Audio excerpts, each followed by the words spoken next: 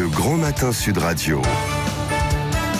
5 questions pour tout savoir. Il est 9h49 et ce matin on vous parle de banditisme, de stupéfiants, de proxénétisme. À l'heure où les unités étaient encore attachées à la Sûreté nationale, c'était au 127 rue du Faubourg Saint-Honoré, à 2 pas de la place Beauvau. On en parle ce matin avec Frédéric Ploquin. Bonjour. Bonjour.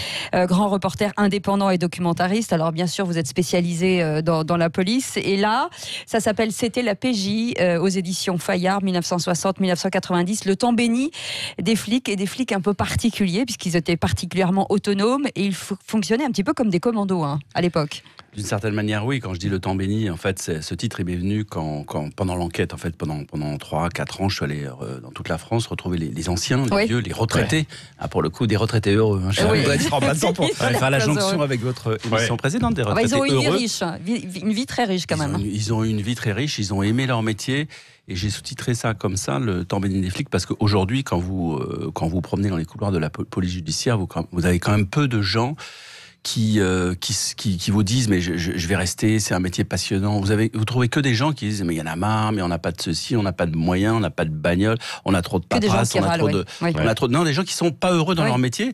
Et même alors qu'autrefois la PJ c'était l'aristocratie de la police, des gens qui me disent mais non, mais moi je vais retourner en sécurité publique, la porter l'uniforme et tout, j'en ai marre. C'est grave. Ça veut dire que notre service d'investigation, qui était quand même un peu le fleuron de la PJ, qui était là, je disais l'aristocratie, mais qui était là où tout le monde voulait aller, là ça souffre. C'est donc, voilà, quand j'ai mis en rapport ce que j'entendais dans les couloirs aujourd'hui et ce qu'ils disaient à l'époque, je me suis dit, tiens, on va titrer ça comme ça, le temps béni, parce qu'à l'époque, effectivement, vous dites le mot commando, c'est un peu ça, c'est-à-dire qu'en fait, y a tout était permis, il n'y avait pas vraiment de limite. Oui, c'est un peu comme les pirates en mer, quoi. Vous avez une espèce de lettre de mission, vous y allez, vous utilisez tous les moyens pourvu que vous couliez pas en route pour ramener le trésor. Le principe, c'est le résultat. Tous les moyens, non mais ça c'est important. C'est le résultat. À peu près tous les moyens. C'était ça l'idée, c'était l'obligation de résultat.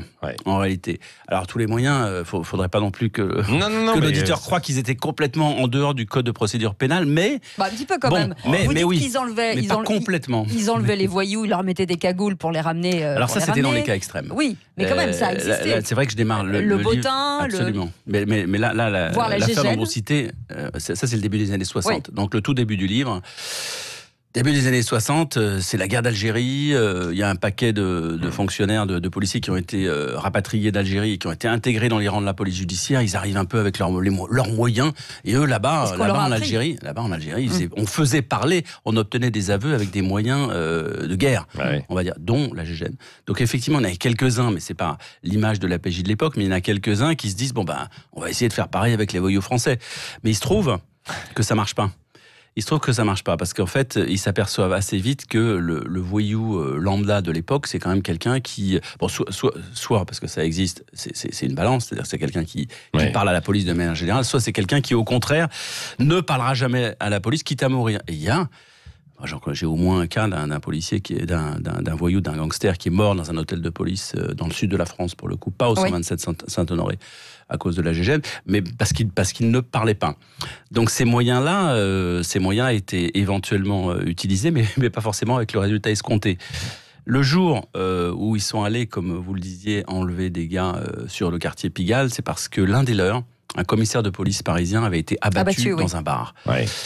De manière complètement en traître, par traîtrise, par un gars qui s'est mis ensuite en cavale, et ça a été la cavale la plus importante pour la PJ de l'époque. C'était un gars qui s'appelait Christian David, qui a fui en Amérique latine avec la complicité du milieu marseillais de l'époque. Et là, pour essayer de l'identifier, effectivement, pendant quelques jours, tous les moyens sont bons. Et ce qui est important aussi à l'époque, plus qu'aujourd'hui, c'est l'espèce de cohésion. C'est-à-dire que les policiers vivaient en communauté. Alors vous expliquez qu'ils buvaient quand même pas mal beaucoup, qu'ils rentraient assez rarement à la maison. Pas mal beaucoup. Et que, beaucoup, oui, en fait. Qui rentraient assez, plutôt très tard à la maison, et que leur travail, finalement, c'était leur vie, c'était leur famille, quoi. C'est ça, c'est-à-dire qu'ils partaient. Il y en a beaucoup qui utilisaient ce mot, que je rapporte, qui partaient à la chasse, d'une certaine manière. Et tant qu'ils ramenaient pas le gibier, ce sont des mots qu'ils utilisent, mais pas pour déprécier qui que ce soit. C'est parce que c'est comme ça qu'ils le vivaient. Il y avait une espèce d'excitation. Donc ils partaient à la chasse, ils se retrouvaient au bureau. Et là, effectivement, dans les locaux du 127 rue du Faubourg Saint-Honoré, il y avait des sacs un peu partout avec des brosses à dents, du dentifrice. Et à tout moment, Parce qu'à l'époque, il y avait des enlèvements, il y avait des braquages beaucoup plus. Surtout entre 60 et 90, là, c'est vraiment le festival de l'enlèvement. Absolument. Et du coup, à tout moment, il fallait répondre à l'ordre du patron. On disait, allez, vous partez à 2, 3, 4, 5, vous partez, je sais pas où, à Lyon, Périgueux, Angoulême, vous allez en renfort de la PJ locale et vous les aidez à résoudre l'affaire. Donc, c'était des gens qui étaient sur le pont en permanence et il y avait même des lits au 127, il y avait effectivement des bars, vous avez raison de le dire. Les bars, d'ailleurs, dans la police, d'une manière générale, n'ont été fermés qu'au milieu des années 80. Par Pierre Jox, qui, ministre de l'Intérieur, arrive en disant mais non mais c'est pas possible, il y a quelque chose qui va pas.